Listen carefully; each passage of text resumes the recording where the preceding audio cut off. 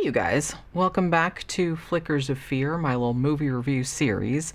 So I remember back in 2006 when this zombie comedy movie called Fido first came out. And at the time, I was like really interested to see it. I mean, it looked like a hilarious concept. It had the delightful Scottish comedian Billy Connolly as the zombie.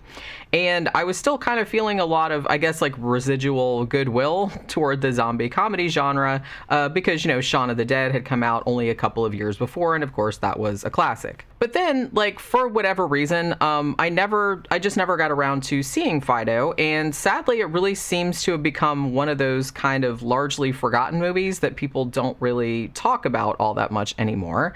So when I was scrolling through Tubi the other day and I saw that it was free to watch, I thought that I would finally be like, oh, I've been wanting to see that for like a really long time and I'd kind of forgotten about it. So it's like, why don't I just rectify that embarrassing oversight like right now, and I'll give it a look and I'll review it for the show. And now I have to admit, I'm kind of kicking myself for waiting 16 goddamn years to watch this movie because it's a great movie. I mean, it's really good. It's very funny. It's very heartfelt, has some gore in it as well. And it has like a really good, like very dry, like black humor. Also has some very sharp social satire that's presented like in such a charming way that it never really feels like forced or shoehorned in or anything like that. Now, I've seen it pitched in more than one review as essentially what if George Romero had directed Pleasantville, like the movie from 1998. And I will say that's a fairly accurate summation. That gives you like a ballpark of what the movie is like. But I kind of feel like it has, I don't know, like a lot more scrappy lovableness to it than maybe that brief, very glib description would suggest. So Fido is a Canadian movie, and it was directed by a guy named Andrew Curry. Now, in it, here's kind of like the thing for it. It posits a sort of alternate, idealized 1950s where the planet Earth traveled through some sort of space radiation, like at some point prior to the 1950s, which was actually, I guess, kind of like a nod to Night of the Living Dead, because that was also space radiation, or that's what they thought the cause of the zombie outbreak was. So this radiation like reanimated all the corpses and transformed them into flesh-eating zombies, obviously. Now, in the universe of this movie, you don't have to get bit by a zombie to become one. Like, everybody will become a zombie after they die, which, like I said, later on, like The Walking Dead did that as well. Now, at some point in the past, like prior to the events of the film, there was apparently a series of zombie wars in which you're led to assume like lots and lots of people, as well as lots and lots of zombies, were wiped out. Now, in the wake of all these wars, though, there was a large corporation called Zomcon, which essentially like emerged victorious, right? Like they figured out a way to fit the remaining zombies with special collars that would tamp down their people-eating urges and allow them to be used for like manual labor or just like, jobs that didn't take a lot of, you know what I mean? Like, but, just like being servants or picking up garbage or whatever the hell, you know what I mean? Just like kind of manual labor type jobs.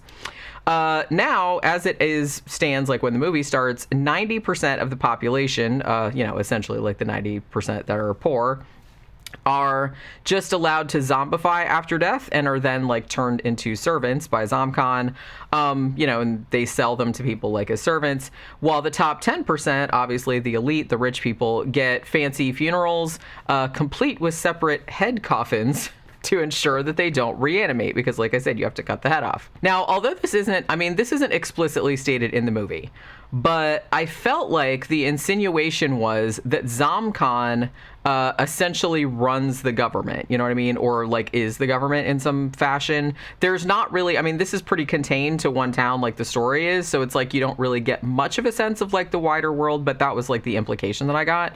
Like they have these trucks that kind of like patrol these very pleasant tree-lined suburban streets or whatever, and they very discreetly like round up any zombies that are troublesome, and they take them back to to the factory for like tune-ups periodically and stuff like that if their collar isn't working right. They also produce these hysterical like educational short films, one of which actually like opens the movie and sort of like explains the premise like to the audience. And these short films are like essentially like about the zombie menace, like they're made for school kids.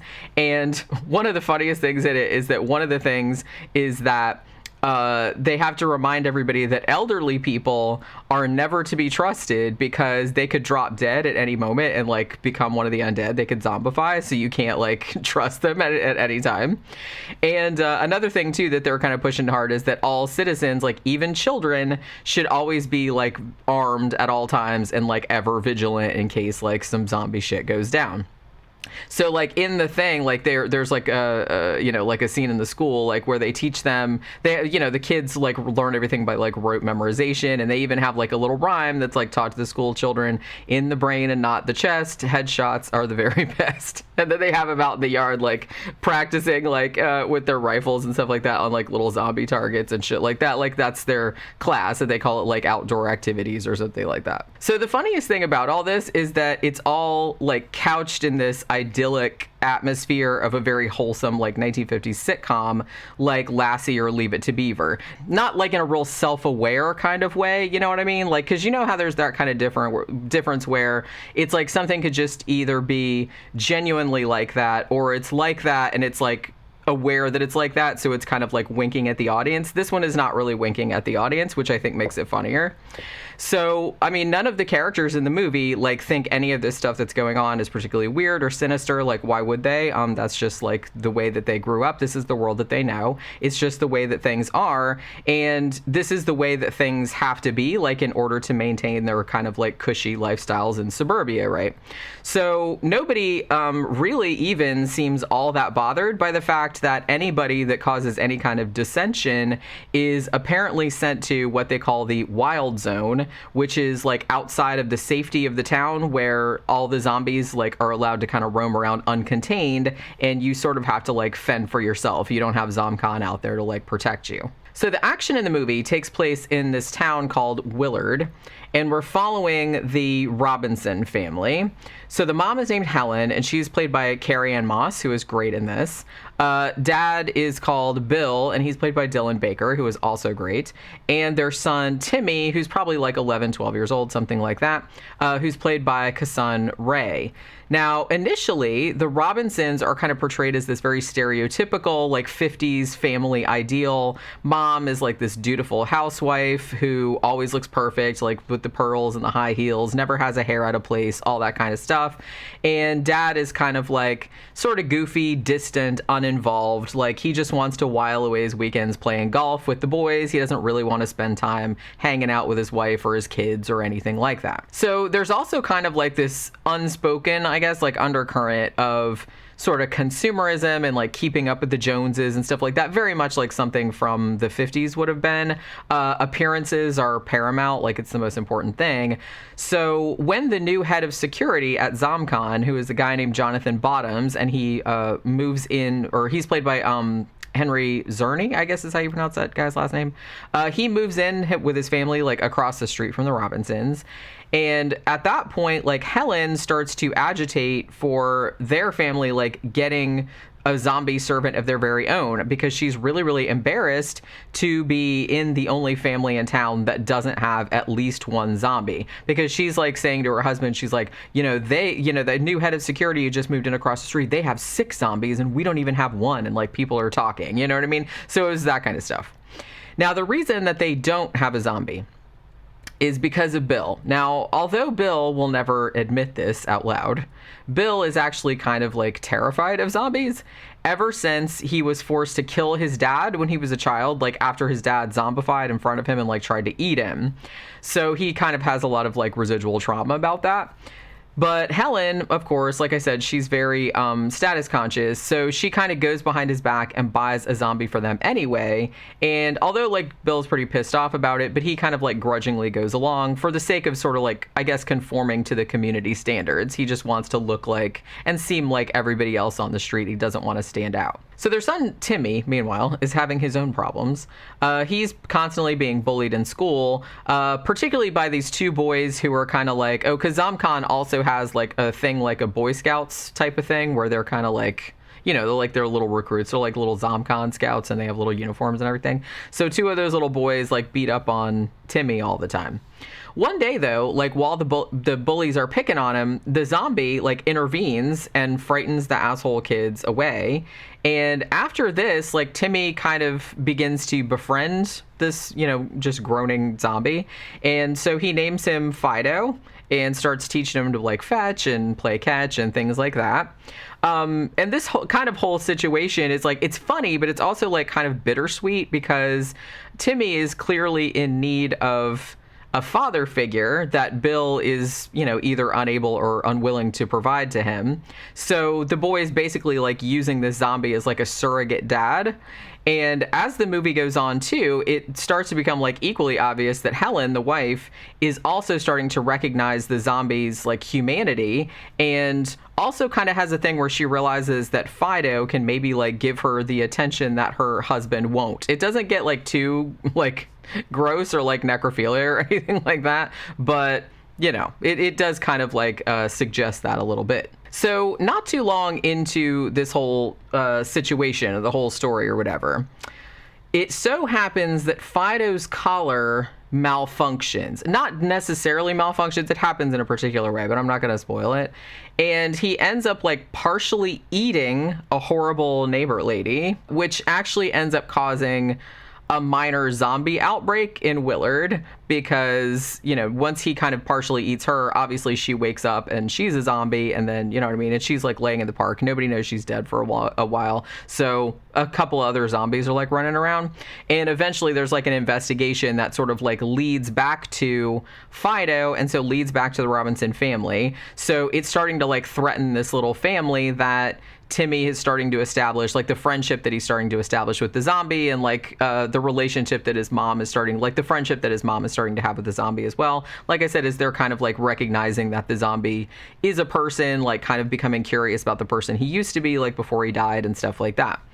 So, I mean, one of the great things about this movie, like among the many things, is just the subtlety of it. And it's just like the humor is just very affable. It just has like this really friendly, like gentle kind of humor.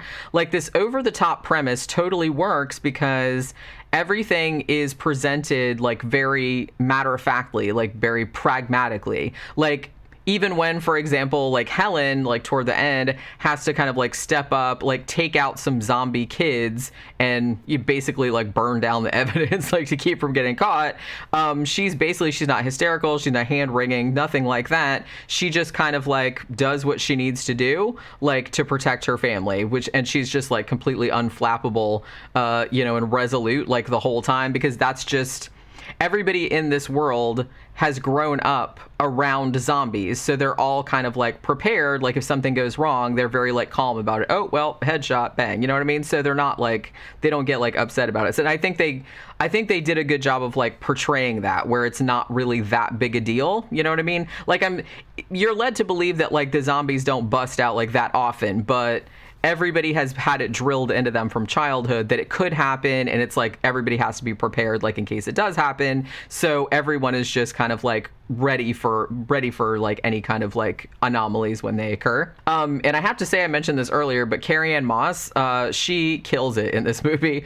She kind of like finds this perfect balance between, like I said, just kind of like this perfect status conscious 50s housewife, like your stereotypical type of June Cleaver type of woman, and this very obviously like very strong, very almost kind of like very desperate woman who's, you know, yearning to break free from her very humdrum life. It's like she wants romance, she wants excitement, she wants things like that. She realizes that her husband isn't really going to give that to her. This environment isn't really going to give that to her. And you can kind of like see that reflected, even though, like I said, it's very, very subtle. And really, I mean, all of the characters in this are way more nuanced and a lot more like finely drawn than you would expect, or even that you would like have to be, like, considering that, you know, this is a zombie comedy movie, like you wouldn't expect there to be like these kind of richly drawn characters, but they actually are, and all of them have their own like really good like character arc.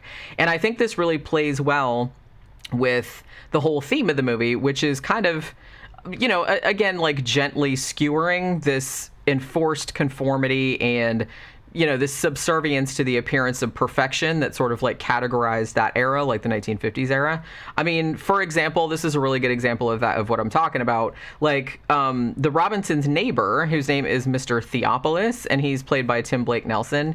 He's kind of introduced as though he's going to be like some kind of weirdo or like pervert or something like that, because he dresses like, Hugh Hefner by way of Hunter S. Thompson.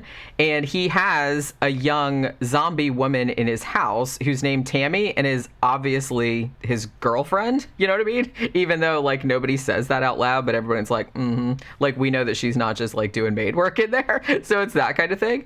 So you can see that they're kind of, like, setting him up like that, but he ends up being essentially, like, one of the heroes of the movie. So I like that they kind of, like, subverted those expectations. I mean, it's just kind of like these delicate shades of depth that are revealed about each character, like, as the story plays out. I mean, even the very aloof and dorky and almost like comically detached Bill is, again, shown to have his own issues that are kind of like informing his behavior. And he also kind of like gets a little bit of a redemption arc, like toward the end. I also have to give a particular shout out to the awesome Billy Connolly here, who plays Fido, the zombie. He has 0 lines of dialogue in the entire movie, and yet still manages to convey like a very, very large array of emotions using nothing but this just kind of like rotting face that he has and his very stilted like body movements. I think one of the particular highlight is these really creepy, these like toothy kind of smiles that he does. I can't do it, but it's just they're like hysterically funny and also like really, really unsettling at the same time. Like, he generally like looks like a walking corpse, but he's also like really, really sympathetic, and he's really funny without being like really overt. The cinematography in this is also beautiful. It actually looks way more expensive than the movie's very modest budget would indicate. Everything is very, very colorful and almost slightly hyper real. Maybe not quite as stylized as like, Edward Scissorhands or something like that, but more along the lines of, if you guys remember that movie Far From Heaven, like from 2004 or something like that, or more recently, like maybe the Mad Men TV series, like that kind of, it has that kind of sheen to it, which I think is like really, it really ties in well, like with the story. So even though this movie isn't quite as zany, I guess, as Shaun of the Dead, although Shaun of the Dead isn't all that zany either, but it's not quite as zany as that. But I thought Fido was every bit as funny as Shaun of the Dead, even though a lot of the gags are kind of maybe slightly low key. Like, for example, like, Life magazine, like some of the people are reading that, except now it's called Death, but it has like the same logo and everything like that. And this is like never pointed out overtly. It's just kind of like a background type of thing. And a lot of the humor is kind of like that, where nothing is like pointed to. It's just like in the background, you have to notice it. And I think a lot of the humor too comes from the really practical, very like nonchalant reactions that the characters have to the situations that they find themselves in. I mean, the whole movie too like works pretty brilliantly as a satire, not only of kind of like the McCarthy era and the Red Scare and all that kind of stuff, but also of the particular political climate at the time that it was made, particularly shit like the Patriot Act and stuff like that.